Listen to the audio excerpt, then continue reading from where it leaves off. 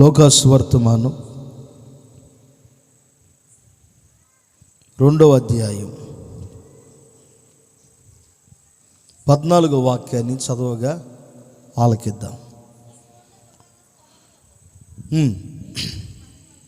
దేవునికి మహిమయు ఆయనకిష్టులైన మనుషులకు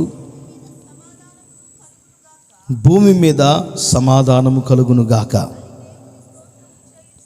అని దేవునికి స్తోత్రము చేయుచుండెను. ఆమేన్, హల్లెలూయా. మరలా చదవమ్మా మాట. సర్వోన్నతమైన స్థలములలో దేవునికి మహిమయు ఆయనకిష్టులైన మనుషులకు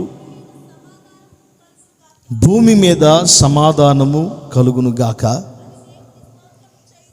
అని దేవునికి స్తోత్రము చేయుచుండెను. బాగా ఆలకించండి. రాత్రి వేళ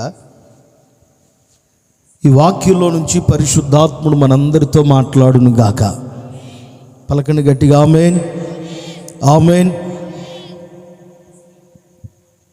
రాత్రి వేళ అందరూ నిద్రపోయినప్పుడు పరుండి అందరూ నిద్రలోనికి జారుకున్న తర్వాత దేవుని దూత ఆకాశం నుంచి దిగి వచ్చి గొర్రెలు కాసుకుంటున్న గొర్రెల కాపరులతో మాట్లాడుతున్న మాట ఇది. 2019 సంవత్సరముల వెనుక యేసుక్రీస్తు వారు నరునిగా భూమి మీదకి రాకమునుపు దేవుని దూత దిగివచ్చి గొర్రెల కాపరులతో ఇలా మాట్లాడుతూ ఉన్నారు. సర్వోన్నతమైన స్థలములలో దేవునికి మహిమ, ఆయనకిష్టులైన మనుషులకు ఈ భూమి మీద సమాధానము కలుగును గాక అని మాట్లాడారు. చాలామందికి ఇక డిసెంబర్ నెల వచ్చిందంటే ఇక మామూలుగా ఉండదు. చాలా సంఘాలు అలంకరణతో చూడటానికి కన్నులకు చక్కగా రమ్యంగా కనపడతాయి. కానీ అదే సమయంలో తెలివి తక్కువ పని ఏంటంటే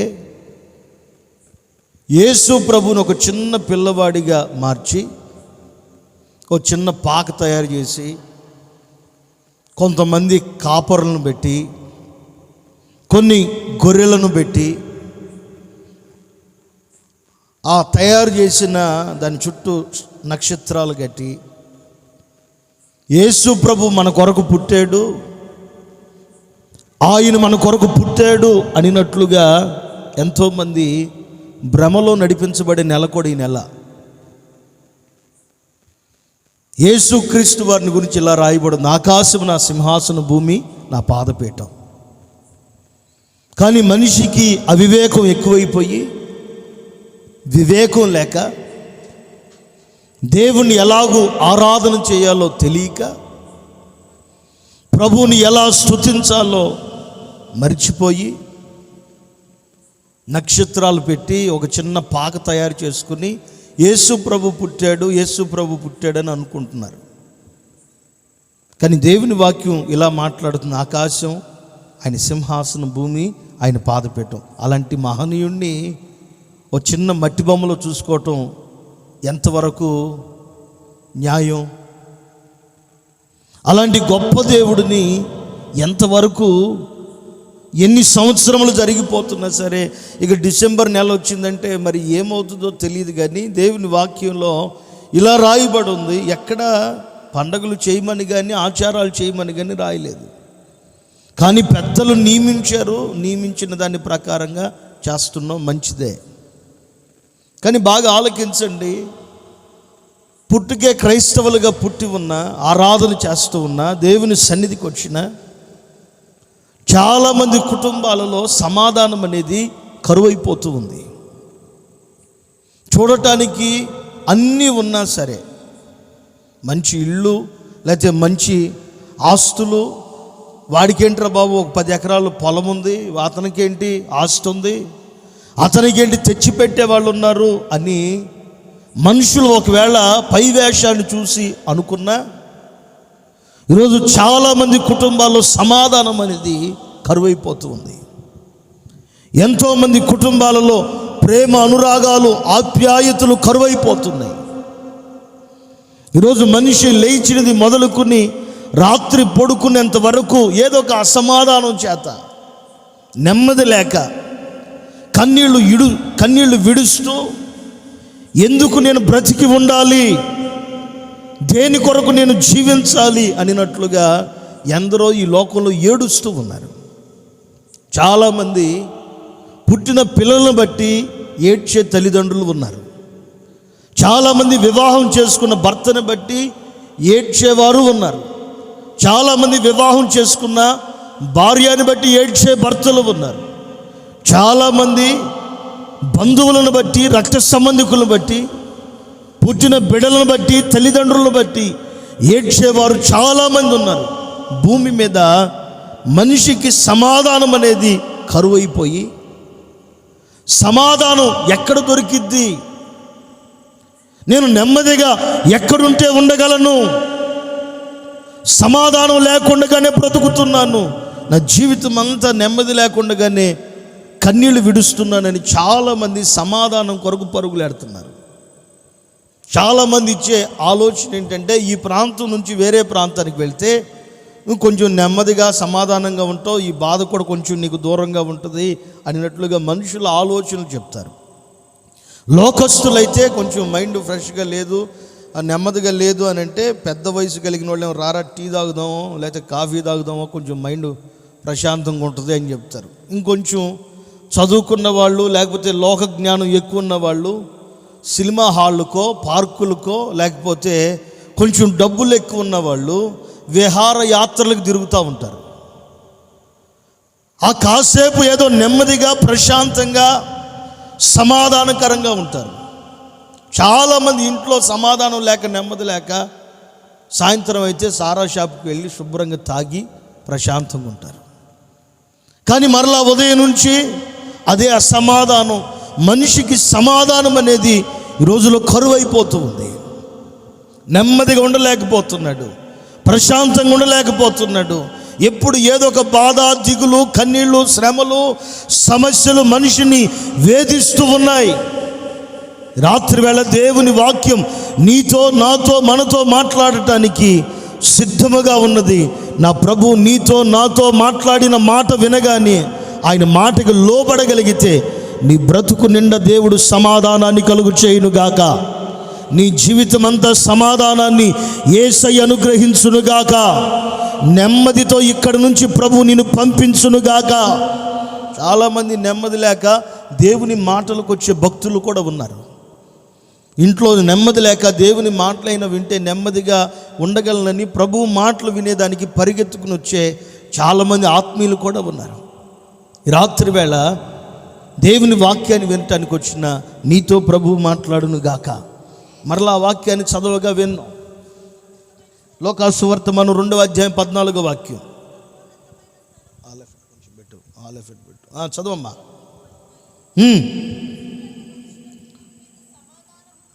ఆయనకిష్టులైన మనుషులకు భూమి మీద సమాధానము కలుగును గాక అని దేవునికి వారు స్తోత్రము చేయుచున్నారు. నిజంగా భూమి మీద ఒక వ్యక్తి నెమ్మదిగా, సమాధానకరంగా, సంతోషంగా, ఆనందకరంగా ఉండాలి అంటే ఈ వాక్యంలోనే ప్రభు రాశాడు, దేవునికి ఇష్టలుగా ఉండాలి. అక్కడ మరలా మాట్లాడుతూ చక్కగా రాశాడు, భూమి మీద, ఈ భూమి మీద బ్రతికినప్పుడు నెమ్మదిగా ఉండాలి అంటే ఆ వ్యక్తి దేవునికి ఇష్టడుగా, ఇష్టురాలుగా బ్రతకాలి. చాలామంది భూమి మీద వాళ్ళకున్న ఇబ్బందులను బట్టి, కష్టాలను బట్టి, కన్నీళ్లను బట్టి, సమస్యలను బట్టి ఎందుకు చనిపోతే బాగుండని చాలామంది చనిపోతున్నారు. మరి తెలిసి చనిపోతున్నారో తెలియక చనిపోతున్నారో తెలియదు. కానీ ఒకవేళ ఈ భూమి మీద పడే బాధలు తప్పించుకునేదానికి, ఒకవేళ ఏ ప్రమాదానికైనా నిన్ను నీవు గురి చేసుకుని ఈ లోకంలో నుంచి వేరుగా వెళ్ళిపోవచ్చు. కానీ ప్రభు పిలవకుండగా ఏ వ్యక్తి భూమి మీద చనిపోయినా, దేవుని పిలుపు రాకుండగా ఏ వ్యక్తి బాధలకి, కన్నీళ్ళకి, శ్రమలకు తట్టుకోలేక చనిపోయినా ఆ వ్యక్తి పరలోక రాజ్యానికి వెళ్ళలేడు. నీవైనా నేనైనా దేవుని రాజ్యంలో చేర్చబడాలి అంటే, లేదా భూమి మీద ఉన్నప్పుడు సమాధానకరంగా సంతోషంగా ఉండాలి అంటే, నా దేవుని వాక్యం ఈ పూట మనతో మాట్లాడుతుంది. ఆయనకి ఇష్టలైన మనుషులకు భూమి మీద సమాధానం. నువ్వు ఏ మందిరానికి వెళుతున్నావు అనే విషయాన్ని ప్రక్కన పెట్టు, ఏ సహవాసానికి చెందావు అనే విషయాన్ని ప్రక్కన పెట్టు. చాలామంది చెప్తారు, ఎన్నో సంవత్సరాల నుంచి మందిరానికి వెళ్తున్నాను పాస్టర్ గారు, నెమ్మది లేదు, సమాధానం లేదు. చాలామంది ఇలా కూడా మాట్లాడతారు, మాకు సమాధానం నెమ్మది లేదు. నీకు సమాధానం రావాలి అంటే, నెమ్మది రావాలి అంటే నువ్వు మందిరానికి వెళితే కాదు, నీవు మందిరానికి వెళ్ళిన తర్వాత, ఇదిగో నేను దేవుని సేవ చేయుచున్న తర్వాత మన జీవితాల్లో ఉండవలసింది ఏంటంటే, ఆయనకి ఇష్టంగా బ్రతుకుతున్నామా లేదా. కీర్తన గ్రంథంలో మాట ఉంది, ఒకసారి చూడండి. 18వ అధ్యాయం, కీర్తన గ్రంథం 18వ అధ్యాయం 19వ వాక్యం చూడండి. విశాలమైన స్థలానికి ఇప్పుడు నన్ను దేవుడు తోడుకుని వచ్చాడు. నేను ఆయనకి ఇంకొంచెం పైన మరొక మాట ఉంటుంది, 19వ వాక్యం కూడా చదవమ్మా. ఆపత్కాలమందు నా శత్రువులందరూ నా మీదకి రాగా, యెహోవా నీవే నన్ను ఆదుకున్నావు. ఇప్పుడు విశాలమైన స్థలానికి నన్ను తోడుకుని వచ్చావు. ఇప్పుడు మనిషికి ఆపద వస్తే మనిషి ఎక్కడికి పోతాడు? తలకెళ్ళి పైకెత్తండి. మనిషి ఆపద వస్తే ఎక్కడికి వెళ్తాడు? ముందు అప్పుల్లో ఉన్నాడనుకో, కష్టాల్లో ఉన్నాడనుకో, కన్నీళ్ళలో ఉన్నాడనుకో, తన సమస్యని వేరే వాళ్ళ దగ్గర చెప్పేదానికి వెళ్తున్నాడు ఈరోజు మనిషి. తనకు ఆర్థికంగా ఏదో ఇబ్బందులు ఉన్నాయి అనుకో, ఎవడు వడ్డీకి తక్కువ రేటుకి డబ్బులు ఇస్తాడని చెప్పి వడ్డీకి ఇచ్చేవాడి దగ్గర పరిగెడుతున్నాడు. లేకపోతే వీళ్ళు నన్ను ఆదుకుంటారు, వీళ్ళు నాకు సహాయం చేస్తారు, వీళ్ళేదో నన్ను ఉద్ధరిస్తారు అన్నట్లుగా మనుషుల దగ్గరికి పరిగెడుతున్నాడు ఈరోజు మనిషి. ఏ మనిషికి చివరి శ్వాస వరకు సహాయపడలేడు. ఏ వ్యక్తికి చివరి వరకు సహాయపడలేడు. నీ ప్రాణం భూమి మీద, నా ప్రాణం ముగించబడేంత వరకు మనకి సహాయము చేయగలిగిన వాడు, ప్రతి ఆపదలో నుంచి రక్షించగలిగిన వాడు, ప్రతి కన్యలలో నుంచి విడిపించగలిగిన వాడు, ప్రతి దుఃఖములో నుంచి మనల్ని మరలా లేవనెత్తగలిగిన వాడు, దీన స్థితిలో ఉన్న మనల్ని సంపన్నమైన స్థితిలోనికి తేగలిగిన ఒకే ఒక్క వ్యక్తి భూమి మీద ఉన్నాడు. ఆయన ఎవరో కాదు, మనం ఆరాధన చేయుచున్న నజరేయుడైన యేసు ఒక్కడి మాత్రమే. నీకుంటున్న ప్రతి స్థితిలో నుంచి, ఇబ్బందులో నుంచి, కన్నీళ్లలో నుంచి, సమస్యల్లో నుంచి, శ్రమలలో నుంచి నిన్ను విడిపించి నిన్ను ఆశీర్వదించగలిగిన ఒకే ఒక్క దేవుడు, ఆయన పేరు నజరేయుడైన యేసు. ఆ యేసయ్య ఒక్కడు మాత్రమే ఆపద కాలములన్నిటిలో నుంచి నిన్ను తప్పించునుగాక. ఆమేన్. చెప్పండి గట్టిగా, చేతులు ఎత్తి ఆమేన్, ఆమేన్. నిజంగా ఈ కరోనా ఆపద కాలంలో ఇప్పుడు తగ్గింది, కానీ అంతకుముందు కరోనా ఆపద కాలంలో ఉన్నప్పుడు నీ భార్య నీతో సరిగ్గా మాట్లాడిందా? అసలు మాస్క్ లేకుండా మాట్లాడిందా? అర్థమవుతుందా? లేకపోతే నీ భర్తతో నువ్వు మాస్క్ లేకుండా ధైర్యంగా మాట్లాడగలిగావా? లేకపోతే నువ్వు ఎక్కడికి వెళ్ళినా సరే మాస్కు, శానిటైజర్, ఎక్కడ పోయినా మాస్కు, శానిటైజర్. ఇంకా డబ్బులు ఎక్కువ ఉన్న వాళ్ళైతే ఇంకా వేరే పనులు కూడా చేశారనుకోండి. ఆపద వచ్చింది, తప్పిద్దామని ఎవరికైనా ఉందా? ఎవరికి లేదు. నాకు తెలిసిన ఒక విశ్వాసి ఉన్నాడు ఈ మన ఏరియాలోనే. వాళ్ళ భర్తకి పాపం కరోనా వచ్చింది, తగ్గిపోయింది ఇప్పుడు. వాళ్ళ భర్త గారికి కరోనా వచ్చింది, ఒక రూమ్లో పెట్టి, ఒక రూమ్లో పడేసి, ఒక పెద్ద తాడు కట్టాడు. నేను వాళ్ళ ఇంటికి వెళ్ళా ప్రార్థన చేయడానికి. ఒక పెద్ద తాడు కట్టాడు. నీళ్ళు అయిపోగానే బాటిల్ గిరాటేస్తున్నాడు. ఆ బాటిల్తో వేడి నీళ్ళు పోతుంది, వీళ్ళు లాక్కుంటున్నాడు. నిజం, మన మందిర విశ్వాసే. అన్నం పెడుతుంది, అటు గిరాట కుక్కకి కనుక వేస్తారు చూడండి, ప్లేట్లో పెట్టి. మీరు నవ్వుతున్నారు కానీ తోస్తే మళ్ళీ తీసుకుని తిని మళ్ళీ అయిపోగానే ఆయన పక్కన పడేస్తే శుభ్రంగా మళ్ళీ దానికి కూడా ఒక మేకు కొట్టి దానికి హోల్ పెట్టి ప్లేట్కి శుభ్రంగా తాడు కట్టి శుభ్రం లాగి బాగా వేడి వేడి నీళ్ళతో కడుగుతుంది ప్లేట్లు అవన్నీ. ఆపదలో ఏ భర్త ఏ భార్యకు తోడుగా ఉండడో, ఆపదలో ఏ భర్తకి భార్య కూడా తోడుగా ఉండదు. ఆపద కాలంలో నీ పిల్లలు కూడా నీకు తోడుగా ఉండరు. ఆపద దాకా ఎందుకు? వయసు పెరిగితేనే తల్లిదండ్రులు ఎంతమంది పంపించేట్లా బయటికి? ఆపద దాకా ఎందుకు? వయసు పెరిగింది, పెళ్ళైపోయింది, భార్య వచ్చింది, మనవాళ్ళు మనవరాళ్ళు పుట్టారనుకో, తల్లిదండ్రులు ఎంతమంది ఇళ్లలో నుంచి బయటికి పంపట్లా? ఆపద దాకొద్దు.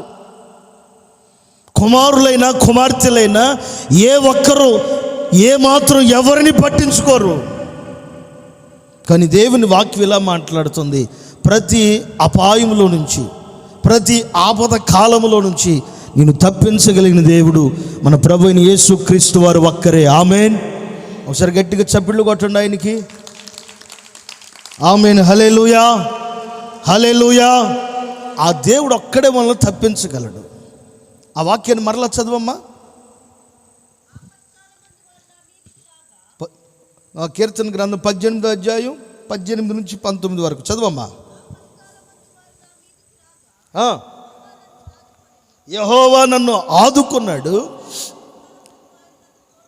ఇప్పుడు నన్ను ఆయన విశాలమైన స్థలానికి తోడుకుని వచ్చాడు. నేను ఆయనకి ఇష్టడను కనుక ఆయన నన్ను తప్పిస్తూ ఉన్నాడు. భూమి మీద ఎవ్వరు ఆపదలో నుంచి మళ్ళీ తప్పించరు. కొడుకులైనా కూతుర్లైనా తల్లిదండ్రులైనా ఎవరు తప్పించరు. విచిత్రం చెప్పన, వాళ్ళ నాన్నగారు పాపం ఇల్లు కడుతున్నాడు, వాళ్ళ కొడుకు డబ్బులు తీసుకొచ్చేస్తున్నాడు. ఆ ఇంట్లోనే తండ్రి ఏం చేస్తున్నాడు తెలుసా? నేను కష్టపడ్డాను కాబట్టి నా కూలి నాకు ఇయ్యని అడుగుతున్నాడు కొడుకుని. అర్థమైందా మీకు? వాళ్ళ కొడుకు ఇల్లు కట్టిస్తున్నాడు, నాన్న కదా అని చెప్పి అన్నీ చూసుకుంటాడని చెప్పేసి డబ్బులు పంపిస్తూ ఉంటే శుభ్రంగా ఆయన ఏం చేశాడు తెలుసా? ఆ తండ్రి నేను కూడా పని చేశానని చెప్పి కూలి ఆయన కూడా తీసుకున్నాడు. పిచ్చోడా, మెంటలోడా, మంచోడా? ఇల్లు ఎవరిది? తండ్రిదే కదా. ఆపదలో మనకి ఎవరు మనకి సహాయం చేయరు. మనిషి బుద్ధి ఏంటంటే పెడితే చెప్పరేంటి, పెడితేనేమో మన భాషలో మార్చుకుందాం, పెడితేనేమో బాగుండాలనుకుంటారు, పెట్టకపోతేనేమో దుర్మార్గుడు అనుకుంటారు. అదే లోక సామెతేనేమో పెడితేనేమో పెళ్ళి, పెట్టకపోతేనేమో సాగు కోరుతుంటారు. మనిషి బుద్ధి అది. కానీ దేవుని వాక్యం నీ జీవితంలో ఇక నుంచి నీకు సంతోషాన్ని, నీకు సమాధానాన్ని, నెమ్మదిని కలుగు చేయాలని కోరుకుంటున్నాడు ప్రభు. మీ బ్రతుకుల్లో దేవుడు సమాధానాన్ని కలుగు చేయునుగాక, నెమ్మదిని కలుగు చేయునుగాక, ఆనందాన్ని కలుగు చేయునుగాక. దేవునికి ఇష్టలు ఎవరు అని పెట్టుకోండి. ఈ ప్రసంగానికి పేరు దేవునికి ఇష్టలు ఎవరు అని పెట్టుకోండి. ఈ పూట ఒక వాక్యాన్ని చెప్తాను, నేను బాగా ఆలకించండి. ఒక మాట చెప్తాను. దేవునికి ఇష్టలుగా ఉంటే వారందరినీ తప్పిస్తాడంట. మరలా వాళ్ళని తప్పించడం కాకుండా ఉన్నతమైన స్థలానికి, విశాలమైన స్థలానికి తీసుకుని వెళ్ళి వాళ్ళకు ఒక మంచి భవిష్యత్తుని ఇస్తానని దేవుని వాక్యం మనతో మాట్లాడుతుంది. ఆయనకి ఇష్టలుగా మనం ఎలా మారాలి, అసలు ఆయనకి ఇష్టలుగా మనం ఉన్నాము అనే సంగతి ఆయన ఎలా గుర్తుపడతాడు? నేను దేవుణ్ణి ఇష్టపడుతున్నానని చెప్పడం వేరు, ఆయన నిన్ను నన్ను ఇష్టపడటం వేరు. ఈ కీర్తనాకారుడు చూడండి, నేను ఇష్టపడ్డానని చెప్పట్లా, నేను ఆయనకి ఇష్టడుగా ఉన్నాను కాబట్టి ఆయన నన్ను తప్పిస్తూ వచ్చాడు. మనం చదివిన మూలవాక్యంలో కూడా ఆయనకి ఇష్టలైన మనుషులకు భూమి మీద సమాధానం. నేను ప్రేమించానని ప్రభువుని చెప్పటం చాలా తేలిక, కానీ ప్రభు నిన్ను ప్రేమిస్తూ ఉన్నాడా? దేవుడు నన్ను ప్రేమించగలుగుతున్నాడా? ఆయన ప్రేమను పొందునట్లుగా మనము భూమి మీద బ్రతకగలుగుతున్నామా? దేవునికి ఇష్టడుగా మార్చబడాలి అంటే మనం ఎప్పుడు ఎలాగుండాలంటే వినయ భయభక్తులతో ఉండాలి. ఆయన మనల్ని ఇష్టపడాలి అంటే ఎప్పుడు ఎలాగుండాలంటే వినయ మనస్సు కలిగిన వారిగా ఉండాలి. ప్రభు మనల్ని చూసి ఇదిగో ఇతడు నా కుమారుడు, ఈమె నా కుమార్తె, ఇదిగో వీళ్ళు నా పిల్లలు అని చెప్పుకోవాలి అంటే మనం ఎలాగుండాలంటే ఆయనకి ఇష్టలుగా బ్రతకాలి. చాలామంది పాపం వాక్యాలు రాస్తారు, యెహోవా ఈరే అని, ఇంటికి అధిపతి ఆయననే అని, లేకపోతే మన హోసన్న సింబల్సో వాక్యాలు ఏ కూడా రాస్తారు. ఒకవేళ ఇంట్లో సమాధానం చాలా కరువు సమాధానం. ఇక్కడ ఎవరన్నా సమాధానం అనే పేరు ఉన్నారా? ఎవరు లేరా? దేవుని స్తోత్రం. ఆ పేరు ఉన్నా సరే పాపం కొంతమందికి సమాధానం అనేది ఉండదు.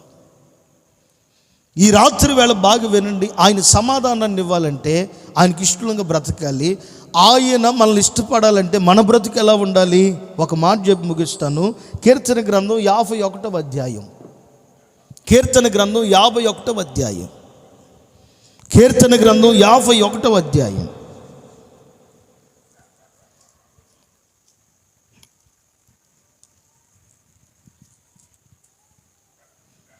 యాభై 51వ అధ్యాయం 17వ వాక్యం. దేవా, విరిగి నలిగిన హృదయాన్ని నీవు అలక్ష్యము చేయువు. 16వ వాక్యం కూడా చదువమ్మా. నీవు బలులు కోరుకునే దేవుడు కాదు. కోరిన ఎడల నీకు ఏది కావాలో అది అర్పిస్తాను. దహన బలి నీకు ఇష్టమైనది కానే కాదు. బాగా గమనించండి. విరిగిన మనసే దేవునికి ఇష్టమైన బలియాగము, బలులు. దేవా, విరిగి నలిగిన హృదయాన్ని నీవు అలక్ష్యము చేయవు. ఇప్పుడు దేవునికి మనం ఇష్టలుగా ఉండాలంటే మన బ్రతుకులలో, మన జీవితాల్లో మనం ఎలా ఉండాలి? నువ్వు మందిరానికి వచ్చి ప్రార్థన కూర్చుని పాటపాడి కానుకిచ్చి చప్పిట్లు కొట్టి పరిచర్య చేసినంత మాత్రాన దేవునికి ఇష్టడుగా ఇష్టరాలుగా మార్చబడం. ఒకవేళ అలా అనుకుని భ్రమపడతాం తప్ప పెద్దగా ఏమీ ఉండదు. ఆయన మనల్ని చూసి, ఇదిగో నీవు నా కుమారుడివి, ఇదిగో నీవు నా కుమార్తెవి, లేకపోతే నీవు నా సేవకుడివి అని ప్రభువు నా గురించి అయినా మీ గురించి అయినా ప్రభువు చెప్పాలి అంటే ఆయన దృష్టికి మనం ఎలా కనబడాలి అంటే విరిగి నలిగిన మనస్సు కలిగిన వ్యక్తిగా కనబడాలి. అక్కడ ఇంకేమైనా మాట్లాడా? క్రైస్తవుడై ఉండాలని కానీ, సంఘంలో ఉండాలని కానీ, దశంభాగాలు ఇవ్వాలని కానీ, కానుక ఇవ్వాలని కానీ ఏ మాట మాట్లాడాల. దేవునికి కావాల్సింది ఇవేవి కాదు. ప్రభువుకి కావాల్సింది ఏంటంటే మనం ఎప్పుడు దేవుని దృష్టికి ఎలా కనబడాలంటే విరిగి నలిగిన మనసు కలిగిన వ్యక్తులుగా కనబడాలి. ఒకవేళ బలి కోరుకుంటే నేను ఇస్తానన్నా సరే ఆయన కోరుకునే దేవుడు కాదు. ఆయన మన హృదయం ఎప్పుడు ఎలా ఉండాలంటే విరిగి నలిగిన హృదయముగానే ఉండాలి. అలా ఉంటే దేవుడు ఏం చేస్తాడంట? అలక్ష్యం చేయడంట. నీ కోసం ఏది ఇవ్వాలనుకున్నా ఆలస్యం చేయడు. నువ్వేది అడిగినా సరే వెంటనే నీకు ఇస్తాడు. చాలామంది ప్రభు దగ్గరికి వచ్చిన తర్వాత డిమాండ్ చేస్తారు. దేవుని దగ్గరికి వచ్చినాక డిమాండ్ చేస్తారు. నువ్వు నాకు ఇది ఇస్తే నేను నీకు ఇది ఇస్తా. ఇది ఇన్స్టాల్మెంటా? ఇది ఇస్తే నేను ఇది ఇస్తాను కాదు కదా.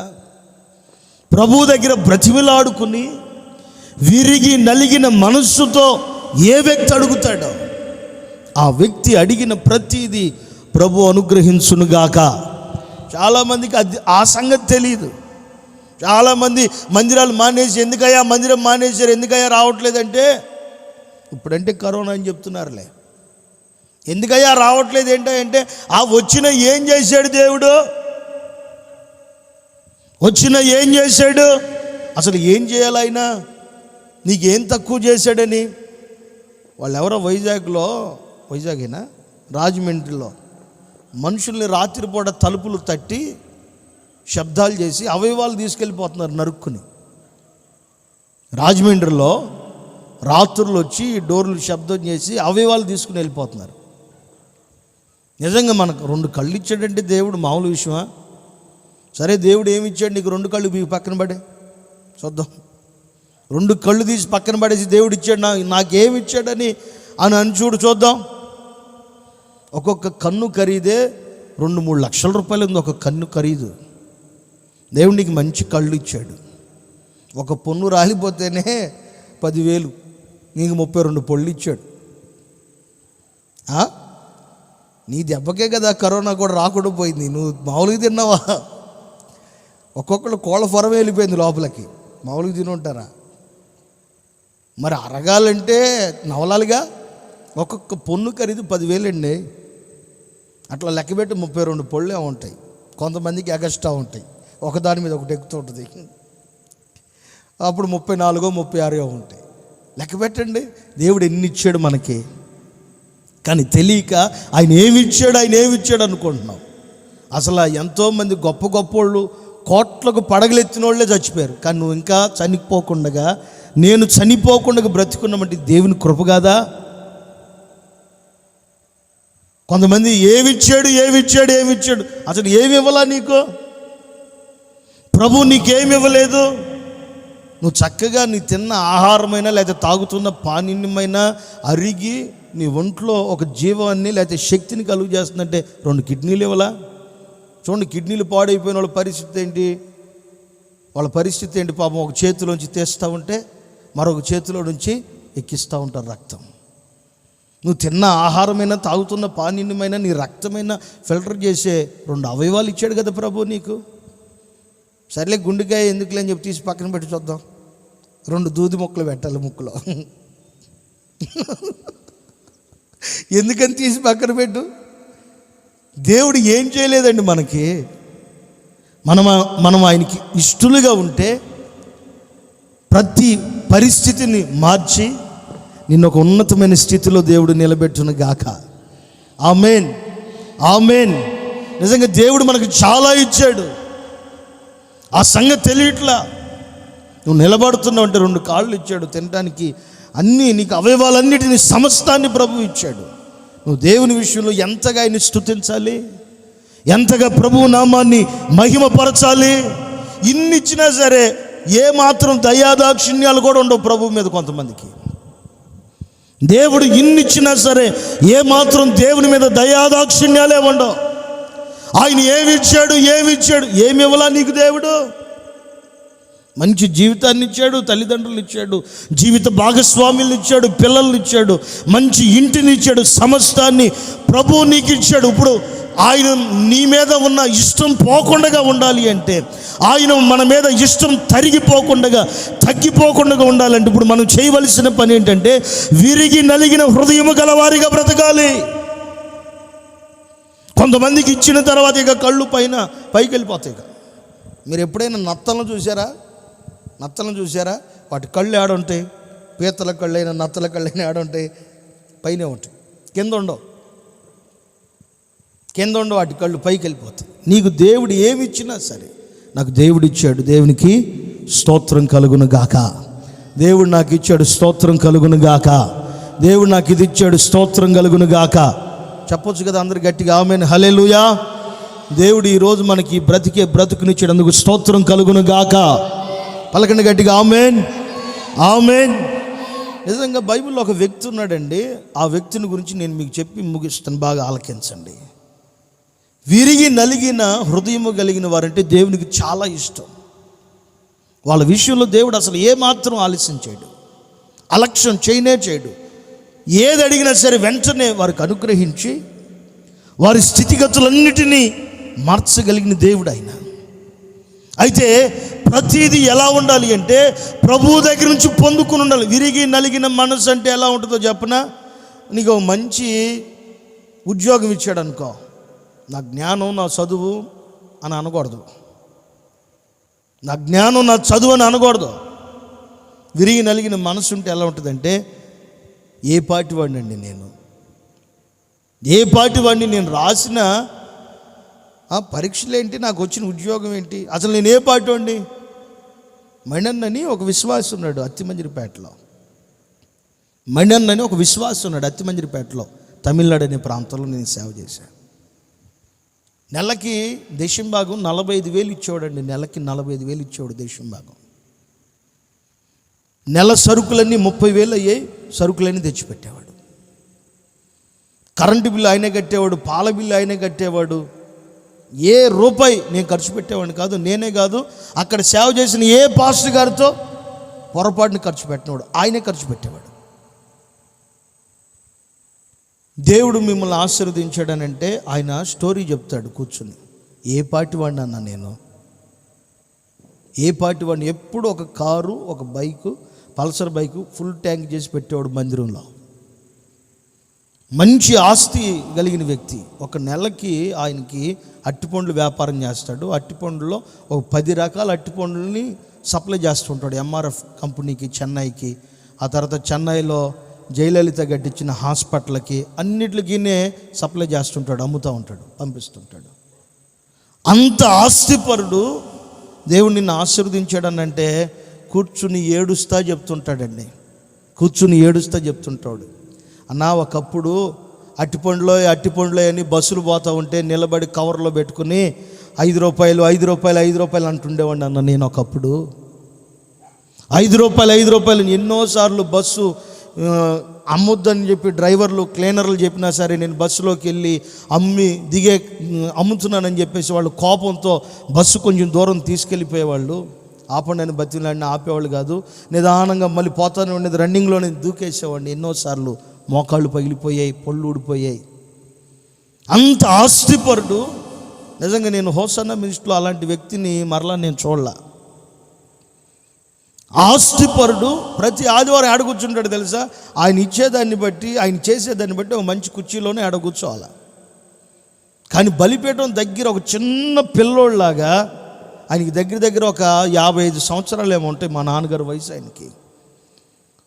అంత కానుకిచ్చి అంత పరిచయం చేసేవాడు. బలిపీఠం దగ్గర కూర్చుని ఏడుస్తూ ఉంటాడు. కూర్చుని ఒకసారి ఒంటరిగా వచ్చి కూర్చుని ఏడుస్తూ ఉంటాడు. యేసన్న గారు ప్రారంభించాడు ఆయన షాప్ని. యేసన్న గారు ప్రారంభించాడు ఆయన అట్టికాయల మండి షాప్ని.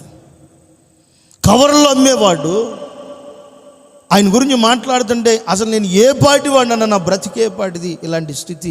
ఇప్పుడు అతను అంత తగ్గించుకున్నాడు కాబట్టి దేవుడు ఏం చేశాడు తెలుసా, అతనికి 4 మినీ లారీలు ఇచ్చాడు. 4 మినీ లారీలు ఇచ్చాడు. ఆ తర్వాత అశోక్ లైలాండ్ ఏదో వెహికల్ ఉంటుంది చూడు, మన సుష్మిత సిస్టర్ చూడు, వాళ్ళ నాన్నగారు వాడతారు చూడండి, అలాంటివి ఒక 3 ఉన్నాయి. ఓ పెద్ద లారీ ఒకటి ఉంది, ఒక కంటైనర్ దాని నిండా వేసుకుని వెళ్ళిపోతుంటాడు. పెద్దవి ఉన్నాయి. నేను ఎందుకు చెప్తున్నానంటే ఈ మాట, విరిగి నలిగిన మనసు కలిగిన వాడు ఎలా ఉంటాడంటే, ఎంత ఇచ్చినా సరే నాకు ఇచ్చేసాడు, ఇంకేంటి, ఎవరి దగ్గర నేను వంగాల్సిన అవసరం లేదు, లొంగాల్సిన పని లేదు, నాకు దేవుడు ఇచ్చాడు, ఇక పాస్టర్లతో పని లేదు, ఇక మందిరంతో అస్సలు పని లేదు అని అనుకోడు. ఎంత ఇచ్చినా సరే విరిగి నలిగిన మనసు కలిగిన వాడు ఎలా ఉంటాడంటే దేవుని పాదాల దగ్గర కూర్చుంటాడు. ఆమేన్, ఆమేన్. కావాలంటే మీరు చూడండి, దావీదుకి సింహాసనం ఇచ్చాడా, అధికారం ఇచ్చాడా, 40 సంవత్సరములు ఇశ్రాయేలు ప్రజల్ని ఏలే అవకాశం ఇచ్చాడా. కానీ ఎప్పుడు ఒకటే ఏడుపు, దావీదు ఏడుపు ఒకటే, అయ్యా నీ మందిరంలో పిచ్చుకలు ఉంటున్నాయ్యా, నీ బలిపీఠం దగ్గర, నీ మందిరంలో బలిపీఠం దగ్గర పిచ్చుకలు ఉంటున్నాయి, నీ మందిరంలో ఉండే భాగ్యం నాకు ఇవ్వయ్యా, నీ మందిరంలో నివాసం చేసే ఆ యొక్క అవకాశం నాకు ఇవ్వు, నీ బలిపీఠం దగ్గర నేను కూడా ఉంటాను, ఒక అవకాశాన్ని నాకు ఇవ్వు. విరిగి నలిగిన హృదయం కలిగిన వ్యక్తికి అధికారం అనేది ఏమాత్రం గుర్తురాదు. ఉన్న అధికారం, స్థితి, ధనము, డబ్బు, ఆస్తి, ఉన్న పలుకుబడి ఏమాత్రం గుర్తురాదు. యేసన్న గారిని చూడండి, ఎక్కడికి పోయినా సరే సింపుల్గా పోయేవాడు. యేసన్న గారు ఎక్కడికి పోయినా సరే సింపుల్గా పోయేవాడు. ఒక పెన్ను పెట్టుకునేవాడు, జేబులో రూపాయి డబ్బులు పెట్టుకునేవాడు కాదు. ఆస్తికి అర్హుడైనా సరే ఎక్కడ ఒక రూపాయి జేబులో పెట్టుకుని హడావిడిగా అందరి మధ్యలో తీసి ఇగో అన్నట్లుగా నేను యేసన్న గారిని ఎప్పుడు చూడలే నా జీవితంలో. ఎప్పుడు ఏమాత్రం ఒకవేళ నాకు ఈ స్థాయి ఉంది, స్థితి ఉందని ఎప్పుడు ఆయన చెప్పులు కూడా మోయనివ్వలేదండి యేసన్న గారు. నాకు ఈ స్థితి, ఈ స్థాయి ఉంది, లేకపోతే దేవుడు నన్ను ఇంతగా ఆశీర్వదించాడని ఎక్కడ తన గర్వాన్ని ప్రదర్శించనివ్వలేదు. యేసన్న గారికి ఉన్నదాన్ని బట్టి ఆయన ఏదైనా చేయొచ్చు. హోసన్నా మినిస్ట్రీని నడిపించి గొప్ప నాయకుడు, ఆయన ఏదైనా చేయొచ్చు. కానీ ఎక్కడ చూసినా సరే ఒకటే మాట, ఎప్పుడైనా మీరు చూసి ఉంటారు కదా, ఎవరైనా మందిరాల ఓపెనింగ్కి విగ్రహారధికులు అన్నిలు వచ్చి కాళ్ళు పట్టుకుంటుంటే దూరంగా వెళ్ళిపోయి నేను దేవుని కాదమ్మా మీలాగా మనిషినని మాట్లాడేవాడు. ఎంత హెచ్చించినా సరే, ఎంత స్థితి ఇచ్చినా సరే, ఎంత ఘనంగా ఉన్నా సరే, నిజంగా వినయ మనసు కలిగిన వ్యక్తి, లేకపోతే విరిగి నలిగిన వ్యక్తి తన స్థితిని బట్టి ఎక్కడ గర్వపడడో, గర్వపడితే ఎక్కడ దేవునికి దూరం అయిపోతాడని గుర్తుపడతాడు. ఒకవేళ ఇది ఉందని నేను ఒకవేళ గర్వపడితే ఎక్కడ దేవుని ఇష్టానికి దూరం అయిపోతానో అనే సంగతిని గమనిస్తాడు. దావీదు రాజు ఎప్పుడు ఒకటే పాట, ఒకటే ప్రార్థన, ఒకటే ఆరాధన. నేను నీ మందిరంలో ఉండాలని కోరుకుంటున్నాను. ఇదిగో దుప్పి నీటి వాగుల కొరకు ఆశపడినట్లుగా నా ప్రాణం నీ కొరకు ఆశపడుతున్నది. దేవా, నిన్ను చూడాలని నా ప్రాణం తృష్ణగొని ఉన్నది. అతని ప్రార్థన, అతని పాట, అతని మాట ఒకటే, నేను నా దేవుని చూడాలి, నా దేవుని సన్నిధిలో ఉండాలి, నా దేవుని మందిరంలో నివాసం చేయాలి. కొంతమంది కనపడి ఇదిగో మేము మందిరానికి వెళ్తున్నామంటే 101వ కీర్తనలో ఎక్కడ ఉంటుంది కదా, మేము మందిరానికి వెళ్తున్నామంటే వాళ్ళందరిని చూసి సంతోషపడేవాడు, ఆనందించేవాడు అంతే. జనులు దేవుని యెహోవా మందిరానికి వెళుదాం అన్నప్పుడు సంతోషపడ్డాడంట.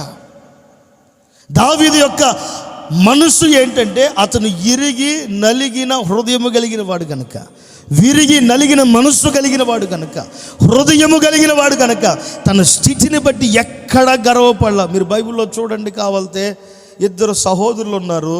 2 సహోదరుల గురించి ఇలా రాశాడు లోకాసు వర్తమానంలో. బైబిల్ ఉన్న విషయం చెప్తున్నా. లోకాసు వర్తమానంలో ఇలా రాయబడి ఉంది, 2 స్నేహితులే, 2 కలిసి ఉన్నవాళ్ళే.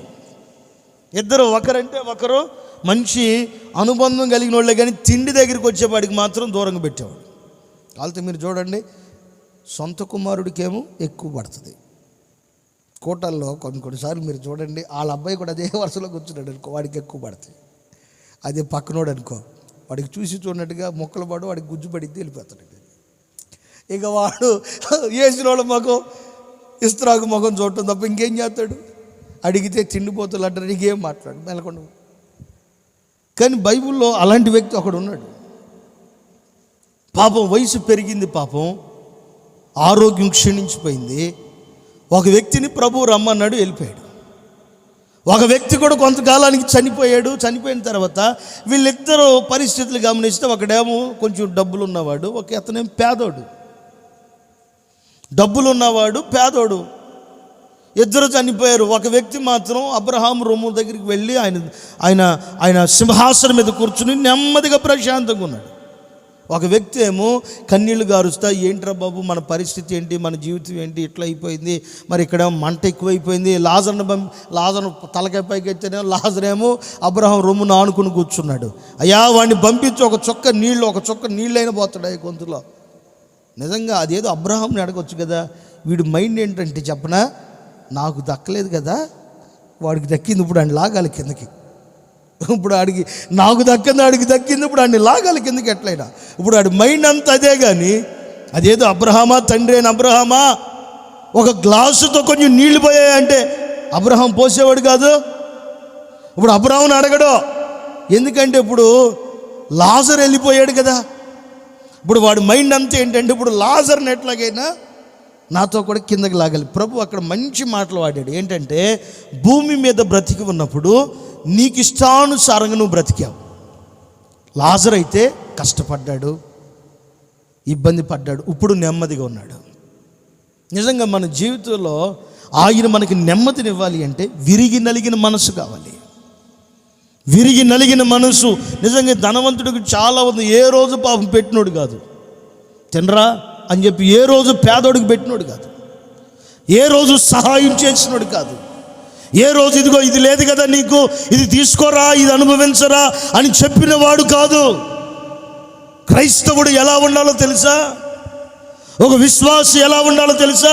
ఒక పేదవాడు కనబడితే పేదవాడికి సహాయం చేసే క్రైస్తవుడు మారాలి.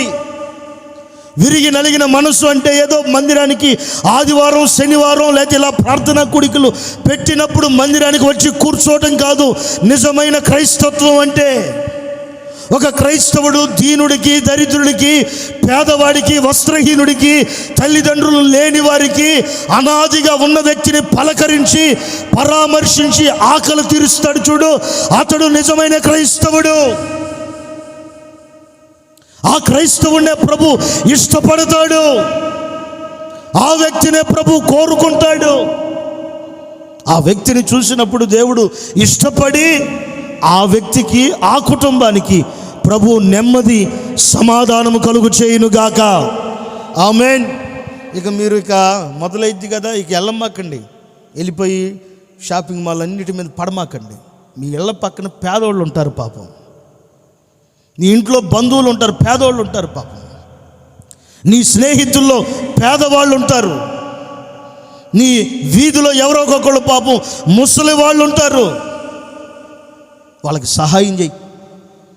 నువ్వు ఒక 2 బట్టలు, ఒక ప్యాంటు షర్ట్లు కొనుక్కుంటే ఒకటి నీకు, ఒకటి ఆడికి, లేకపోతే ఒకవేళ చీరలు ఏమైనా కొనుక్కుంటే ఒకటి మీకు, ఒకటి వాళ్ళకి, అట్లా చేయండి.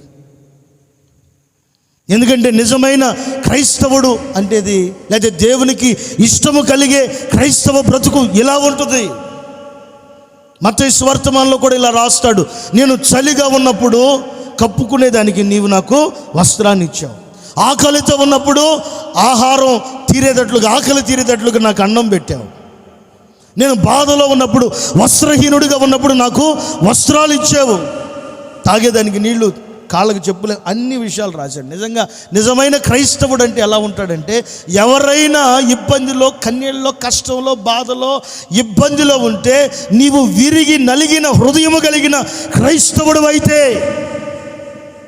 నిజంగా యేసు ప్రభుని ఎరిగిన క్రైస్తవుడు అయితే, ఎరిగిన క్రైస్తవురాలు అయితే నువ్వు ఎలా ఉంటావంటే ఇతరులకి సహాయపడేటట్లుగా ఉంటావు, కానీ నీ స్వార్థం నువ్వు చూసుకుని సరిపెట్టుకో. అదే నిజమైన క్రైస్తవ జీవితం, అదే నిజమైన క్రిస్మస్ కూడా.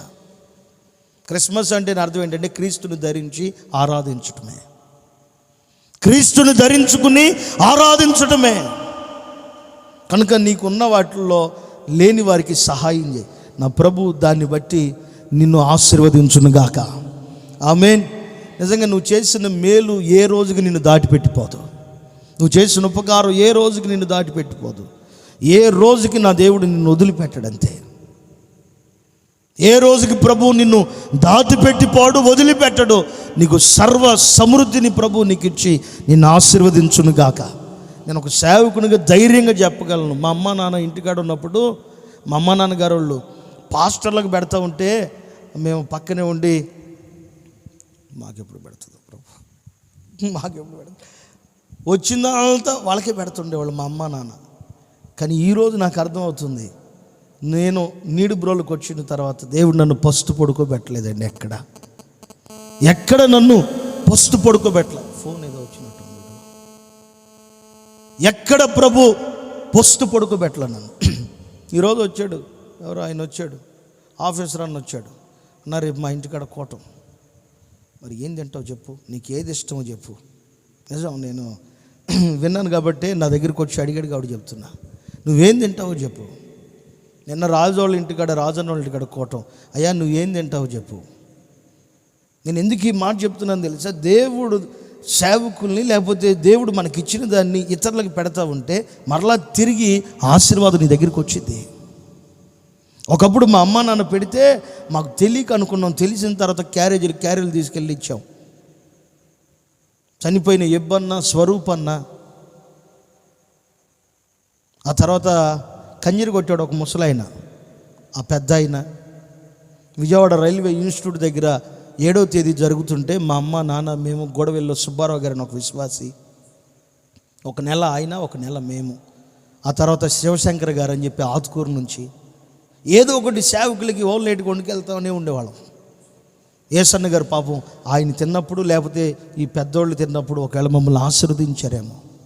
అప్పుడు మెయిన్లీ గారు, వరకుమార్ అన్న కూడా అప్పుడు పాంప్లెట్లు, ప్రార్థన విజ్ఞాపన పేపర్లు తీసుకునేవాడు. వరకుమార్ పాస్టర్ గారు ఈ ఏరియాలో చేసిన ఆయన. మనం చేసిన ఏ ఉపకారం మనం దాటిపెట్టిపోదు. విరిగి నలిగిన మనసు కలిగినోడికే ఉంటుంది ఈ మనసు. దావీదును చూడండి, దావీదుకున్న మంచి మనసు ఏంటంటే ఆయన ఎప్పుడు సింహాసనం మీద ఉన్నాడనే అతనికి ఏమాత్రం లేదు. ఒకసారి దైవజనుడు వచ్చి ఇలా చెప్పాడు,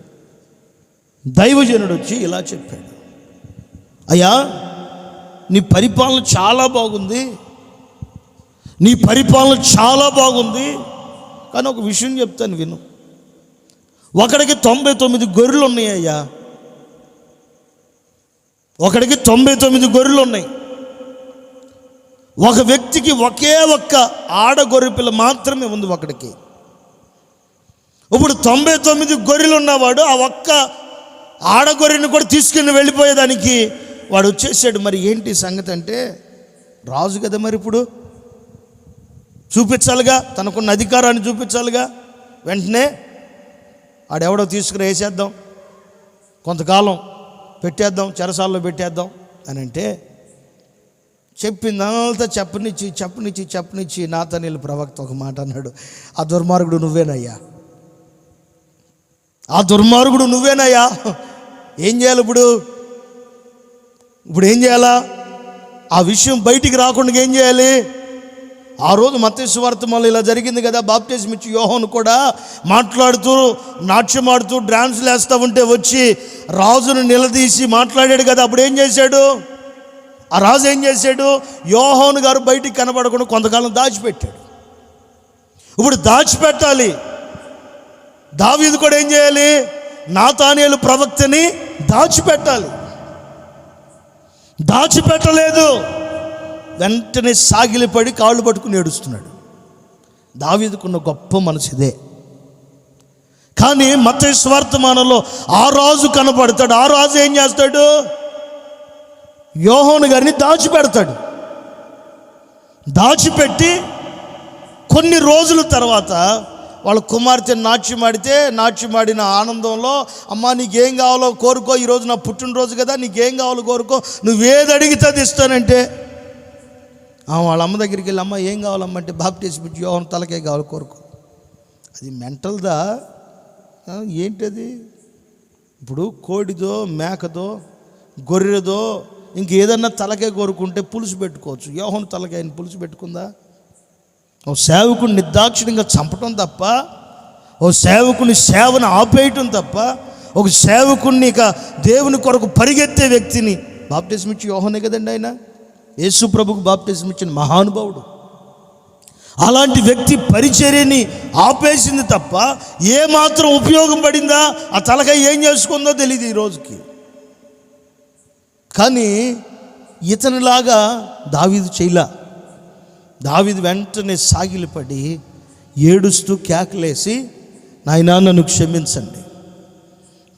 క్షమించండి అని దైవ సేవకుని పాదాలు పట్టుకుని ఏడ్చాడు. దేవుని పాదాలు పట్టుకుని ఏడ్చాడు, బ్రతిమిలాడాడు. నేను చేసింది పాపమే, తప్పే, నన్ను క్షమించండి, ఇదిగో ఈ పాపములో నుంచి నన్ను విడిపించండి, ఈ అక్రమంలో నుంచి మరలా నేను వెళ్ళకుండా నన్ను విడిపించండి అని బ్రతిమిలాడుకున్నాడు దావీదు. విరిగి నలిగిన హృదయం ఎవరిది? దావీదుదా లేకపోతే మత్తయి సువార్తమానంలో ఉన్న ఆ వ్యక్తిదా? ఈరోజు దేవుని మందిరానికి రావటం గొప్ప అనుభవం కాదు. వచ్చిన నీవు విరిగి నలిగిన మనస్సు కలిగిన విశ్వాసిగా, సేవకునిగా, సంఘ సభ్యుడిగా, సభ్యురాలుగా ఉండగలుగుతున్నావా లేదా? అలా గనక నీవుంటే నా ప్రభు నిన్ను కోరుకునుగాక, నిన్ను ఇష్టపడునుగాక, నీ జీవితంలో గొప్ప కార్యములు జరిగించునుగాక. నిజంగా కొంచెం మీరు గమనిస్తే ఏడ్చాడు, బ్రతిమలాడుకున్నాడు. ఆ తర్వాత ఏం జరిగింది? అపోస్తలుల కార్యంలో ఈయన గురించి మాట్లాడుతూ ఏమని అంటాడు? దావీదు నా హృదయానుసారుడు, దావీదు నా మనసుకు నచ్చినవాడు, దావీదు నేను ఇష్టపడుతున్నాను అనే మాటలు మాట్లాడతాడు. నిజంగా ప్రభు మనల్ని ఇష్టపడాలంటే నువ్వు ఏదైనా పొరపాటు చేస్తే, ఏదైనా తప్పిదం జరిగితే దేవుని పాదాలు పట్టుకుని ఏడవాలి. ఈరోజు అలా ఏడవట్లో అటు ఇటు చూసి ఎవడో లేళ్లే, అటు ఇటు చూస్తున్నావు, వెనక్కి పక్కకి ముందుకు చూస్తున్నావు, మరి పైకి చూడట్లేదే. అటు ఇటు ఉన్న వాడి గురించి ఎలాగైనా తప్పించుకోవచ్చు, పైన ఉన్న దేవుని దగ్గర నుంచి ఎలా తప్పించుకోగలవు? పైనున్న ప్రభువు దగ్గర నుంచి ఎలా తప్పించుకోగలవు? నీ జీవితంలో ఏదైనా పొరపాటు తప్పిదం జరిగితే నీవు గనక ప్రభువు దగ్గర బ్రతిమిలాడుకోగలిగితే, క్షమాపణ అడగగలిగితే, నన్ను కనికరించండి, తెలిసో తెలియకో చేశాను అని ప్రభు పాదాలు పట్టుకుని బ్రతిమిలాడితే విరిగి నలిగిన మనసు నీలో నుంచి బయటకు వస్తే, ఒకవేళ ప్రపంచమంతా నిన్ను వద్దని ప్రక్కన పెట్టిన నా ప్రభు నిన్ను కోరుకునుగాక, నా దేవుడు నిన్ను కోరుకునుగాక, నా యేసయ్య నిన్ను కోరుకునుగాక. నువ్వు బ్రతిమిలాడే దాంట్లో ఉంటుంది, నువ్వు పాదాలు పట్టుకుని ఏడ్చే అనుభవంలో ఉంటుంది. నువ్వు ఎప్పుడైతే ఏడుస్తావో, ఎప్పుడైతే ప్రభు పాదాలు పట్టుకుంటావో, ఎప్పుడైతే విరిగి నలిగిన మనసు కలిగిన వ్యక్తిగా ఎప్పుడైతే దేవుని దగ్గర నీ చేతులెత్తి ఏడ్చి అర్థిస్తావో, నా దేవుడు నిన్ను కనికరించి నీకుంటున్న ప్రతి సమస్యల్లో నుంచి నిన్ను విడిపించి నీ జీవితంలో సమాధానాన్ని కలుగు చేయునుగాక. దేవుని మందిరానికి వెళ్తున్నా ఏమీ కలిసి రావట్లేదు, అన్ని నష్టాలే, కన్నీళ్ళే, ఇరుకులే, ఇబ్బందులే అని అనుకుంటున్నావు. నిజంగానే నీకు ఇబ్బంది కలగటానికి, కన్నీరు రావటానికి, కష్టం నీ జీవితానికి రావటానికి గల కారణం ఏంటి?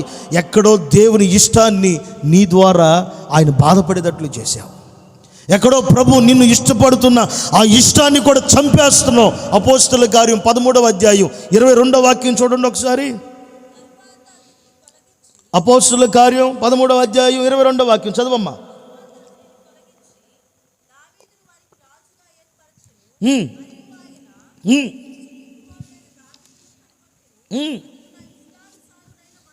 అతడు నా ఇష్టానుసారుడైన మనుషుడు. ఇప్పుడు ఒక వ్యక్తి దేవునికి ఇష్టడుగా ఉంటే ఏం జరిగిద్దో కూడా అక్కడే ఉంటుంది. అతడు నా ఇష్టానుసారుడు, అతడు నా ఉద్దేశాలన్నిటినీ నెరవేరుస్తాడు. అతని గురించి ఇప్పుడు ఎవరు చెప్తున్నారు? వీధిలో ఉన్నవాళ్ళు కాదు చెప్పేది సాక్ష్యం, ఇళ్ల పక్కనున్న వాళ్ళు కాదు చెప్పేది సాక్ష్యం, రక్త సంబంధికులు బంధువులు కాదు చెప్పేది సాక్ష్యం. సాక్షాత్తు ప్రభువైన యేసు క్రీస్తు వారే సాక్ష్యం చెప్తున్నారు. ఏమని? ఇతడు నా హృదయానుసారుడు, ఇతడు నా ఉద్దేశాలన్నిటినీ నెరవేరుస్తాడు. ఇదిగో ఇతడు నా చిత్తమంతయు నెరవేరుస్తాడు అని ప్రభు అతని గురించి ఒక గొప్ప సాక్ష్యం చెప్తున్నాడు. రాత్రి వేళ ఇదిగో ఈ ప్రార్థన కూడిక ముగించబడిపోతుంది. నువ్వు ఒకసారి ఆలోచించు, నీ జీవితంలో, నీ బ్రతుకులో ఈ అనుభవం ఉందా? సంవత్సరాలు మందిరానికి వెళ్ళటం, రావటం, వాక్యం వినటం, రాసుకోవటం, కూర్చోవటం, లేకపోతే ఇలా ప్రార్థన కూడికలు ఎక్కడ పెట్టినా వెళ్ళటం మంచిదే. కానీ నీవు దేవునికి ఎలా ఉన్నావు? ఇష్టడుగా ఉన్నావా? ఇష్టరాలుగా లేదా?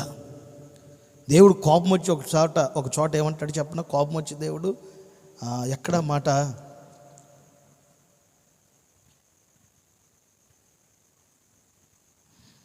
నేను బలిని కోరుకున్నానా, నీ బలి నాకు వద్దని చెప్పి దేవుడు కోపంగా మాట్లాడతాడు. ఎక్కడ మాట? మలాకీ గ్రంథం ఒకసారి చూడండి. మలాకీ చూడండి ఒకసారి.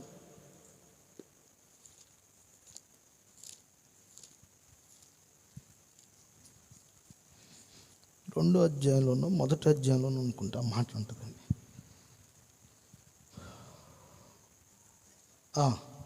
1వ అధ్యాయం, మలాకీ గ్రంథం 1వ అధ్యాయం 10వ వాక్యం చూడండి ఒకసారి. మీలో ఒకడు నా బలిపీఠం మీద అగ్నిని రాజబెట్టకుండానట్లు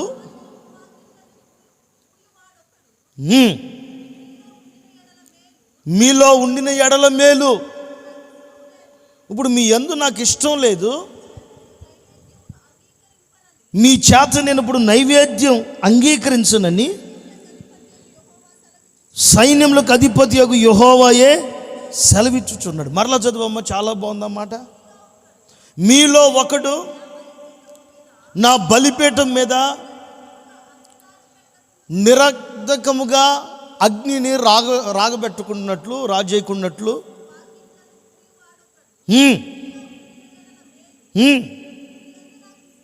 ఇప్పుడు ఎందుకు దేవునికి అంత కోపం వచ్చింది? వింటున్నారా? ఒకసారి గట్టి స్తోత్రం చెప్పండి. 2 చేతులు ఎత్తి. మంచు నా మీద కూడా పడుతుంది, చేతులు ఎత్తండి. కొంచెం గట్టిగా చేతులు పైకి చెప్పండి. హల్లెలూయా. అమ్మ వీళ్ళకి ఏమైనా ఉన్నాయా? చివరిలో ఉన్నాయంట. కొంచెం గట్టిగా చెప్పండి హల్లెలూయా. శక్తి పోయిద్దని అనుకోమండి. గట్టిగా స్తోత్రం చెప్పండి హల్లెలూయా. కొంచెం గట్టిగా చెప్పండి, చేతులు ఎత్తి హల్లెలూయా.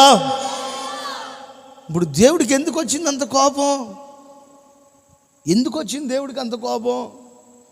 ఆ మాటలో ఉన్న ఆంతర్యం వినండి. నువ్వు మందిరానికి రావటం, కానుక ఇవ్వటం, దశంభాగాలు ఇవ్వటం, పరిచయం చేయటం వ్యర్థం, ఆపు. ఇవన్నీ కాదు. ఎందుకయ్యా, ఎందుకు వద్దన్నావు అని గనక ఆలోచిస్తే నీవు నాకు ఇష్టడుగా, ఇష్టురాలుగా ఉండట్లేదు. నీవు నాకు ఇష్టడుగా, ఇష్టురాలుగా ఉండట్లా. చాలామంది అనుకుంటారు, కానుక ఇచ్చేసాం, దశంభాగం ఇచ్చేసాం, ప్రభు మమ్మల్ని ఆశీర్వదించేసాడు, మాకు అవి ఇచ్చేసి. కాదు, నువ్వు ఇస్తున్నావు సరే, నీ కానుక దేవుడు కోరుకుంటున్నాడా? ఇద్దరు కూడా ఇచ్చారు. ఒక వ్యక్తి కానుకే కదా కోరుకుంది. హేబేల్ అనే వ్యక్తి ఒక కానుకే కోరుకున్నాడు. కయ్యూను కూడా ఇచ్చాడు, కానీ కయ్యూను కానుకను దేవుడు ఒప్పుకోలా. చాలామంది మేము ఏదో ఇచ్చేసి, అసలు దేవుడికి నువ్వు ఇచ్చేదేంటి? ఆయన నీకు ఇవ్వకపోతే నువ్వు ఎక్కడి నుంచి ఇస్తావు? ఆయన మనకి ఇవ్వకపోతే ఎక్కడి నుంచి ఇస్తావు? ఆయన చేయకపోతే ఎక్కడి నుంచి చేస్తావు? చాలామంది అనుకుంటుంటారు. కాదు, ఇక్కడ వాక్యంలో ఏం రాయబడి ఉంది? ఆయన అంటున్నాడు చూడండి, కోపం వచ్చి, మీలో ఒకడు నా బలిపీఠం మీద నిరర్ధకముగా, అంటే అనుమతి లేకుండగా, సరిగా లేకుండగా, భక్తిగా లేకుండగా, పరిశుద్ధంగా లేకుండగా, నీతిగా లేకుండగా, విరిగి నలిగిన హృదయము లేకుండగా ఉండి, ఒకవేళ నిరర్ధకంగా ఏదో అడావుడికి వచ్చేసి నేను భక్తురాలు అన్నట్టుగా వచ్చేసి ఇస్తే, అగ్ని రాబెడితే ఉపయోగం ఏంటి? అక్కడ మరలా అంటాడు చూడండి, నా మందిరం వాకిట్లో అలాంటి వాళ్ళు వచ్చేటప్పుడు ఏం చేయాలి? మీలో ఒకడు ముయ్యండ్రా అంటున్నాడు దేవుడు. అలాంటి భక్తిహీనులు ఎవరైనా ఉంటే దేవుని వాక్యం ఏం చెప్తుందంటే, మీలో ఒకడు తలుపులు మూసేయండి. వాడు ఏమాత్రం రావలసిన అవసరం లేదని తలుపులు మూసేయండి.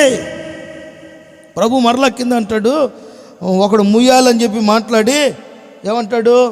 మీలో ఉన్న ఎడల మీకు మేలు, మీ యందు నాకు ఇష్టము లేదు. ఒక్క మైనస్ చెప్తున్నాను, మన యందు ఆయనకి ఇష్టం లేకుండా మనం ఏ పని చేసినా అది మనకు కలిసి రాదు.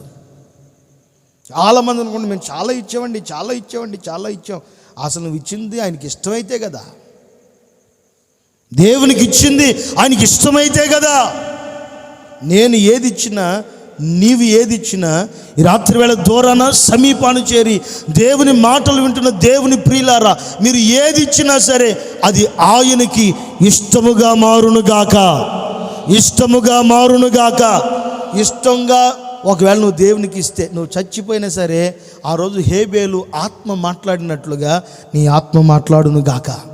అతడు మృతి నొందియు మాట్లాడుచున్నాడు, అతడు చనిపోయి కూడా మాట్లాడుచున్నాడు. కానీ బలి ఇచ్చి కూడా దేవుడు ఇష్టం లేకుండా బ్రతికినోడు ఏమైపోయాడు? దేశదిమ్మరైపోయాడు. నిజంగా దేవునికి నీవు నేను మనము ఇష్టముగా ఉండాలంటే, నువ్వు మందిరానికి వస్తున్నావు మంచిదే, ప్రార్థనలు ఉంటున్నావు మంచిదే, విరిగి నలిగిన హృదయంతో నువ్వు మనసారా దేవుని స్తుతించు. నీ ఇరుగు పొరుగు వారికి సహాయకురాలుగా ఉండు. ఎవరైనా ఇబ్బందులు ఉంటే పరామర్శించు, ఏదో ఒకటి నీ వంతు చేస్తూ ఉండు. నా దేవుడు నీకు సహాయకుడిగా ఉండును గాక. నా ప్రభు నిన్ను ఆశీర్వదించును గాక. నా దేవుడు నీకు ఒక ఉన్నతమైన స్థితిని కలుగు చేయును గాక. నీ ఇంటిలో సమాధానాన్ని కలుగు చేయును గాక. ఆమేన్. విరిగి నలిగిన మనసుంటే దేవుడు ఖచ్చితంగా అలక్ష్యం చేయడు. నువ్వేది అడిగితే అది దేవునికి ఇచ్చేస్తాడు. ఏడ్చాడు, బ్రతిమలాడుకున్నాడు. దావీదుని నాతానేలు ఏమైనా వద్దన్నాడా? దేవుడు ఏమైనా వద్దన్నాడా? ఏమీ వద్దనలేదు. సరే, నీ పాపాలన్నీ క్షమించబడిపోయినాయి అన్నాడు. తనని పరిశుద్ధునిగా మార్చుకున్న తర్వాత కోపం వచ్చి ఏమైనా సింహాసనం లాగేసాడా? మనం అయితే మనకు నచ్చకపోతే ఇచ్చిని కూడా లాగేసుకుంటాం. యేసన్న గారు పాపం ఒక చోట వాక్యం చెప్పడానికి వెళ్ళాడంట. ఈ ఒక్క మాట చెప్పి ముగిస్తాం. ఒకసారి గట్టిగా హల్లెలూయా చెప్పండి. ఇక చెప్పమన్నా చెప్పను, ఈ ఒక్క మాట చెప్తా. గట్టిగా చెప్పండి, హల్లెలూయా. ఆయన గురించి చెప్పనోడు దౌర్భాగ్యుడే. నిజంగా ఆయన గురించి మాట్లాడట్లేదంటే ఆడు దౌర్భాగ్యుడే. ఎందుకంటే మనం మేలు పొందితేనే, ఎవరైనా ఏదన్నా ఇస్తేనే ఏమంటాం? వెంటనే వందనాలండి, ఆపదలు ఆదుకున్న దేవుళ్ళలాగా అంటాం. ఆడు దేవుడు కాదు, ఏదో ఒక 10 రూపాయలు ఇస్తేనే ఆపదలు ఆదుకున్నాం అన్న దేవుళ్ళలాగా. కానీ దేవుడు మనకు మంచి సంస్థని, సంఘాన్ని, మనకంటూ ఒక క్రమాన్ని ప్రభు ఇచ్చాడు. ఈరోజు ఎంత మంచులో మీరు కూర్చుంటున్నారంటే ఇదంతా మా గొప్పతనం కాదు, ఇది దైవజనులైన యేసన్న గారి గొప్పతనం, దేవుని గొప్పతనం. ఆమేన్. నేను కొన్ని చూస్తుంటా విచిత్రంగా. కొన్నిసార్లు నేను వచ్చేటప్పుడు కూడా నా కళ్ళము నీళ్ళు వస్తూనే ఉన్నాయి. యేసన్న గారి పాట మనసులో వస్తూనే ఉంది, ఏడుస్తూనే నేను బండి మీద వస్తూ ఉన్నా. ఒక చోట నాకు ఒక చిన్న కోటం కనపడితే ఆ కోటాన్ని చూడంగానే నా కళ్ళంట గిర్రని నీళ్లు తిరిగాయి. నా మనసులో అనుకుంటూ వస్తూ ఉన్నా, ఉదయం పగలు పాపం మధ్యాహ్నం పెడుతున్నారు, అక్కడ జనం లేరు. ఉదయం సాయంత్రం పగలు పెడుతున్నారు, అక్కడ జనం లేరు. కానీ మనం పెడితే చూడు ఎంతమంది వచ్చారో. ఇదంతా ఎలా సాధ్యం? ఇదంతా దేవుని మహాకృప ఒకటే, యేసన్న గారి గొప్పతనం ఒకటే. ఆమేన్, ఆమేన్. నిజంగా ఆయన వేసిన సమస్త పునాదులు అలా వేసాడు, మామూలుగా ఇలా. ఆయన కట్టింది కూడా ఎలా కట్టాడు తెలుసా? శుభ్రంగా దర్జాగా తిని కట్ల కడుపు కాల్చుకుని పాపం కన్నీళ్ళ మధ్యలో ఏడుస్తూ సంఘాలను కట్టాడు. సమస్తలను ఆయన ఎలా కట్టాడంటే ఉత్తగే కట్ల, కన్నీళ్ళ మధ్యలో ఏడుస్తూ కట్టాడు. మొన్న రాత్రి అక్కడ పెంతుకొస్తు మందిని దగ్గర కోటం జరిగింది కదా. ఓ పాస్టర్ గారు వెళ్ళిపోతూ ఉన్నాడు. ఓ పాస్టర్ గారు వెళ్ళిపోతా వాళ్ళ కూటమి అయిపోయింది, వెళ్ళిపోతున్నాడు, బండి మీద వెళ్ళిపోతున్నాడు. ఆ ప్రార్థన విమర్శ కాదు, అర్థమవటాన్ని చెప్తున్నాను, విమర్శ పొరపాటుని కాదు. వాళ్ళ మందిరంలో కూడా ప్రార్థన జరిగింది. పాపం వాళ్ళ మందిరంలో 6 ఉన్నారంట. ఇది ఎలా సాధ్యం? కేవలం యేసన్న గారి దేవుడికి ఇష్టంగా బ్రతికాడండి. ఊరకే బతకల, తెల్లగుడ్డలు వేసుకుని ఊరకే బతకల, దేవునికి ఇష్టంగా బ్రతికాడు. యేసన్న రారా అంటే యేసన్న గారు దేవుడు మాటిని వచ్చేసాడు అంతే. యేసన్న ఇక్కడ పెట్టరా మందిరం అంటే దేవుని మాటకు లోబడి ఆయన అరణ్యంలో పెట్టినా సరే జనం ఆయన దగ్గరికి వచ్చారు. ఏ అడవుడి లేని రోజుల్లో, ఫ్లెక్సీలు, పాంప్లెట్లు, వాల్ పోస్టులు, అనౌన్స్మెంట్లు లేని రోజుల్లో యేసన్న గారు పలానా గ్రామం వస్తున్నాడు రా అని తెలిస్తే చాలు, ట్రాక్టర్లతో ఆటోలతో జనాలు పరుగులెత్తుకుని వెళ్ళిపోయేవాళ్ళు. చాలామంది పొలం గట్ల మీద నడుచుకుంటా పరిగెత్తుకుని రోడ్డు పక్కనే పలానా చోట పెడుతున్నారంటే ఎందుకు ఇదంతా జరిగిందంటే యేసన్న దేవుడికి ఇష్టడుగు బ్రతికాడు. యేసన్నకి ఎంత ఉన్నా సరే, యేసన్న గారికి ఎంత ఉన్నా సరే ఏ రోజు ఆయన గర్వాన్ని ఎక్కడ చూపించలేదు. ఎవరైనా ఏడుస్తూ వస్తే యేసన్న గారు ఎవరిని వదిలిపెట్టలేదండి. ఆమేన్. చచ్చిపోయే చివరి క్షణంలో 2009 సంవత్సరంలో శాంతారావు అని ఒక డ్రైవర్ ఉన్నాడు. చాలాసార్లు చెప్పుంటాను మీకు. శాంతారావు అని ఒక డ్రైవర్ ఉన్నాడు, అన్న కారు తోలే డ్రైవర్. ఆయన డ్రైవరు యేసన్న గారు కలిసి రాజమండ్రికి వెళ్తా విజయవాడలో ప్లాట్ఫారం మీద కారు ఆపి, ఒక చోట దూరంగా కారు ఆపి యేసన్న గారు దిగి ఆ ప్లాట్ఫారం మీద ఉన్న ప్యాంటు షర్టు కొనుక్కున్నాడంటే యేసన్న గారు. ఎప్పుడో కాదు, చనిపోయే ముందు కూడా 2009 సంవత్సరంలో చనిపోయే ముందు కూడా ఒక ప్యాంటు షర్టు ప్లాట్ఫారం మీద కొనుక్కుని ఆ ప్లాట్ఫారం మీద ఉన్న చొక్కాని, ఆ ప్యాంటుని తీసుకుని కారులో పెట్టుకుని ప్రశాంతంగా వెళ్ళిపోయి రాజమండ్రిలో కోట ముగించుకుని తర్వాత తిరిగి మళ్ళా శారదా కాలనీకి వచ్చి ఆయన రూమ్లోకి వెళ్ళిపోయి శుభ్రంగా ఒక 2 సరుపు ప్యాకెట్లు అయితే తెప్పించుకొని ఆయనే కూర్చుని ఉతుక్కుని శుభ్రంగా 3 రోజులు వాటిల్నే వేసుకుని ఉన్నాడంటే యేసన్న గారు. 3 రోజులు విడవకుండా. చాలామందికి ఏదైనా వస్తే ఇక పాపం ఇంకేమీ గుర్తుండవు పొరపాటున. కానీ యేసన్న గారికి ఎంత ఉన్నా సరే కోట్ల ఆస్తి కలిగిన మహానుభావుడు. ఏ రోజు నా దగ్గర డబ్బు ఉందని కానీ ఏ రోజు చూపించాల. గండిగుంట రాజబాబాయ్ గారికి కూడా ఆరోగ్యం బాగకపోతే చిత్తూరు దగ్గర హాస్పిటల్లో ఉంటే ప్రతి నెల యేసన్న గారే డబ్బులు పంపించేవాడు. ఆయన ఎలాగైనా బ్రతికించాలని చెప్పి ప్రతి నెల డబ్బులు పంపించేవాడు యేసన్న గారు. నాకెందుకు, నా సంస్థ నాది అని అనుకున్నవాడు కాదు. ప్రతిరోజు డబ్బులు పంపిస్తూ ప్రతి నెల డబ్బులు పంపిస్తుండేవాడు. నేను ఎందుకు ఈ మాటలు చెప్తున్నానంటే దేవునికి ఇష్టలుగా బ్రతికితే ఈ భూమి మీద దేవుడు ఏం చేస్తాడంటే నిన్ను గనుడుగా చేసేస్తాడు. ఆ మూలవాక్యంలో మనం చదివాను చూడండి. మొదటి మాట చెప్పినప్పుడు ఇరుకులో నుంచి దేవుడు, సమస్యల్లో నుంచి దేవుడు, అపాయంలోంచి దేవుడు విశాలతలను తీసుకొచ్చాడంట. ఉన్నతమైన స్థితికి దేవుడు తీసుకొచ్చాడంట దావీదుని. నువ్వు కూడా నీ తోటి వాళ్ళకి ఏదో ఒకటి సహాయం చేస్తూ ఉండు, ఏదో ఒకటి సహాయం చేస్తుండు. నా ప్రభు నిన్ను ఆశీర్వదించును గాక, నా దేవుడు నిన్ను గణపరచును గాక. యేసన్న గారు చనిపోయినా హోసన్న మినిస్ట్రీ చెక్కు చెదరకుండా ఉందంటే కారణం యేసన్న వేసిన పునాది అంత గొప్పదే. ఏ చిన్న సేవకుడు వచ్చినా ప్రేమగా దగ్గర తెచ్చుకుని గుండెల మీద హత్తుకుని, మీరు చూసారా మొన్న ఈ మధ్య ఆయన విశాఖపట్నంలో, ఆయన పేరు స్టీఫెన్ పాల్ గారా, స్టీఫెన్ పాల్ గారు ఆయనే కదయ్యా. ఆయన కాళ్ళు కడిగాడండి. ఏసన్న గారు చనిపోయే 2011వ సంవత్సరం చివరి నెలల్లో ఏసన్న గారు స్టీఫెన్ పాల్ గారు కాళ్ళు కడిగాడు ఏసన్న గారు. అప్పటికి స్టీఫెన్ పాల్ గారి సేవ చిన్న సేవే, కానీ అయినా సరే కాళ్ళు కడిగాడు. అంత గొప్పడు ఏసన్న. ఇంకేసన్న గారి గురించి చెప్తే ఈ రాత్రి చాలదు. రతన్ రాజు గారు అన్నాడు, నా సాక్ష్యం చెప్తే గ్రంథాలు చాలవని. ఏసన్న గారి సాక్ష్యం చెప్తే గ్రంథాలు కాదు, భూమి మొత్తం పరవాల్సిందే. నిజం, అంత గొప్పడు ఆయన. అంటే ఆయనకున్న సాక్ష్యం అది. ఏసన్న గారి గురించి నాకు తెలిసిన సాక్ష్యం, భూమి మొత్తం పర్వాలే ఏసన్న గారి గురించి చెప్తే. అంత గొప్ప సాక్ష్యం కలిగినాడు. ఎంత ఉన్నా సరే లేని పేదోళ్ళలాగానే ఉండేవాడు, లేని పేదోళ్ళలాగే బతికేవాడు. అదే నిజమైన గొప్ప సేవ. ఇప్పుడు మాత్రం ప్రశాంతంగా యేసు ప్రభు ఒడిలోకి వెళ్ళిపోయి నెమ్మదిగా కూర్చున్నాడు. ఆమేన్, ఆమేన్. భూమి మీద దేవునికి ఇష్టడుగా బ్రతుకు, పరలోకంలో దేవుని ఒడిలో కూర్చునే అవకాశం ప్రభు మనకు అనుగ్రహించును గాక. ఆమేన్, ఆమేన్. ఎవరికి ఆయన సమాధానాన్ని ఇస్తాడంటే ఆయనకి ఇష్టలుగానే. మరి దేవునికి ఎలా ఇష్టలుగా మారతామంటే విరిగి నలిగిన హృదయము గలవారే దేవునికి ఇష్టలు. ఏదైనా జరిగిందా వెంటనే సమాధానపడు, పశ్చాత్తాపడు, ఐక్యపరచబడు. ఏదైనా నువ్వు దేవునికి విరోధంగా చేసావా బ్రతిములాడుకో. నా దేవుడు నిన్ను ఆశీర్వదించును గాక, నీ కుటుంబాన్ని ఆశీర్వదించును గాక. ఈ రాత్రి వేళ దూరాన సమీపాన్ని చేరి మైక్ యంత్రం ద్వారా ఆలకిస్తున్న ప్రతి ఒక్కరిని నా ప్రభు ఆశీర్వదించును గాక. ఈ మాటలు మీ వినికిల్లో దేవుడు స్థిరపరచును గాక. దయచేసి అందరు లేచి నిలబడండి, ఒక చిన్న ప్రార్థన చేసుకుందాం.